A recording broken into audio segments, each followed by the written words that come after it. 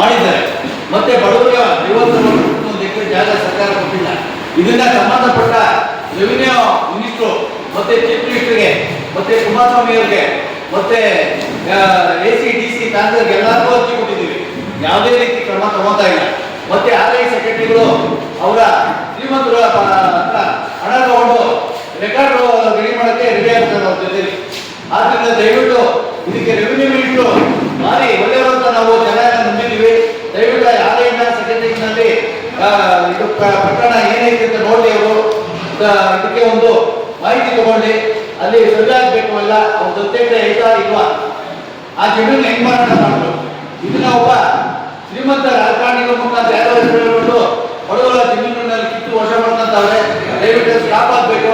ಅದು ಅರಣ್ಯ ಸೇರಿದ ಒಂದು ಜಾಗ.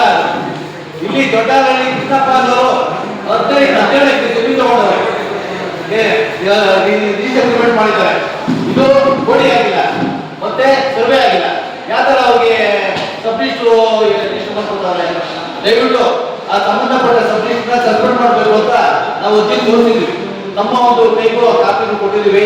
ಆ ಸರ್ವೇರು DRO ಮತ್ತೆ AGRಗೆಲ್ಲ ಅರ್ಜಿ ಕೊಟ್ಟಿದ್ದೀವಿ. ಅವ್ರನ್ನ ಸಸ್ಪೆಂಡ್ ಇನ್ನೂ ಮಾಡಲಿಲ್ಲ ಅವರು. ದಯವಿಟ್ಟು ಪತ್ರಿಕೆಗಳ ಮೇಲೆ ನಂಬಿಕೆ ಇಟ್ಟು ನಾವು ಹಳ್ಳಿಗಳಿಂದ ಬಂದು ಒಂದು ಉತ್ತರ ಕೊಡ್ತಾ ಇದ್ದೀವಿ. ಈಗ ದಯವಿಟ್ಟು ಇದನ್ನೆಲ್ಲ ಮಾಡಿ ಮಾಧ್ಯಮದವರು ತಕ್ಷಣ ಮಿನಿಸ್ಟ್ರು ಯಾರು ಸಂಬಂಧಪಟ್ಟ ರೆವಿನ್ಯೂ ಅಧಿಕಾರಿಗಳು ಮಿನಿಸ್ಟ್ರುಗಳೆಲ್ಲ ಕಳಿಸ್ಬೇಕು ಅಂತ ದಕ್ಷ ಅಧಿಕಾರಿ ನಮ್ಮ ರೆವಿನ್ಯೂ ಮಿನಿಸ್ಟ್ರು ಅಂತ ಹೇಳ್ತಾರೆ. ಅವ್ರಿಗೆ ನೀವು ಮಾಹಿತಿ ಕೊಡಬೇಕು ಅಂತ ನಿಮ್ಮಲ್ಲಿ ಮನವಿ ಮಾಡ್ಕೊಳ್ತಾ ಇದ್ದೀವಿ. ಅವ್ರ ಜೊತೆ ಯಾವ ಜಾಗನೇ ಇಲ್ಲ, ಆದ್ರೂ ಮಾರಾಟ ಮಾಡೋರು. ದಯವಿಟ್ಟು ಇದು ಯಾಕೆ ಸಂಬಂಧಪಟ್ಟ DC ಕ್ರಮ ತಗೊಳ್ಳಲ್ಲ, ಶಾಸಕರ ಕ್ರಮ ತಗೊಳ್ಳಲ್ಲ, AC ಕ್ರಮ ತಗೊಳ್ಳಲ್ಲ. ಅಲ್ಲಿರೋ RIಗಳು ಸೆಕ್ರೆಟರಿ ಇವರೇ ಕಾಂಟ್ರಾಕ್ಟ್ ಜಾಗದಲ್ಲಿ.